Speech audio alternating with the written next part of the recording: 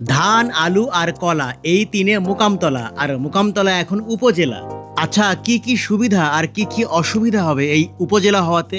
মোকামতলা উপজেলা হওয়াতে অনেক সুবিধা, যেমন এখন পুরো শিবগঞ্জ উপজেলার জন্য যে সরকারি বরাদ্দ আসে, এখন মোকামতলা উপজেলা হওয়ার জন্য মোকামতলার 5টি ইউনিয়নের জন্য সমপরিমাণ বরাদ্দ আসবে।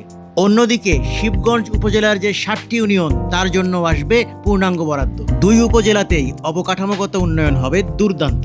সৈয়দপুর দেউলি ইউনিয়ন থেকে শিবগঞ্জ উপজেলা সদর অনেকটাই দূরে, সে কারণে এখানকার মানুষদের উপজেলা সদরে গিয়ে অফিসিয়াল কাজ করতে অনেক কষ্ট হয়ে যায়।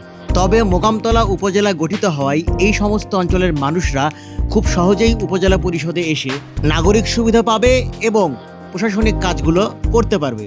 শুধু তাই নয়, ময়দানহাটা শিবগঞ্জ উপজেলার যে অংশ মোকামতলা উপজেলায় আসলো, তারা মোকামতলার সদরের মানুষরা তারা সবাই খুব সহজেই নাগরিক সুবিধাগুলো পাবে। মোকামতলা উপজেলা গঠিত হওয়ার ধারাবাহিকতায় এখানে ধীরে ধীরে অনেক সরকারি অফিস গড়ে উঠবে, যেমন উপজেলা কমপ্লেক্স, উপজেলা স্বাস্থ্য কমপ্লেক্স, নির্বাচন অফিস, ভূমি অফিস, এছাড়াও আরও অনেক সরকারি অফিস এখানে গড়ে উঠবে, যার কারণে নাগরিক সেবা আরও উন্নত হবে। আর মোকামতলাতে হবে উপজেলা শিক্ষা অফিস, মোকামতলা থানা, এই যে মোকামতলা পুলিশ তদন্ত কেন্দ্র বা মোকামতলা ফাঁড়ি, এটাই হয়ে যাবে হয়তোবা থানা। মোকামতলা উপজেলা গঠিত হওয়ার পেছনে যাদের অবদান, বিশেষ করে মাননীয় প্রধানমন্ত্রী জনাব তারেক রহমান এবং মাননীয় প্রতিমন্ত্রী জনাব মীর শাহ আলম এমপি, তাদের প্রতি কৃতজ্ঞতা প্রকাশ না করলেই নয়, কারণ তাদের ইচ্ছা এবং প্রচেষ্টাতেই মোকামতলা বন্দর আজ মোকামতলা উপজেলা।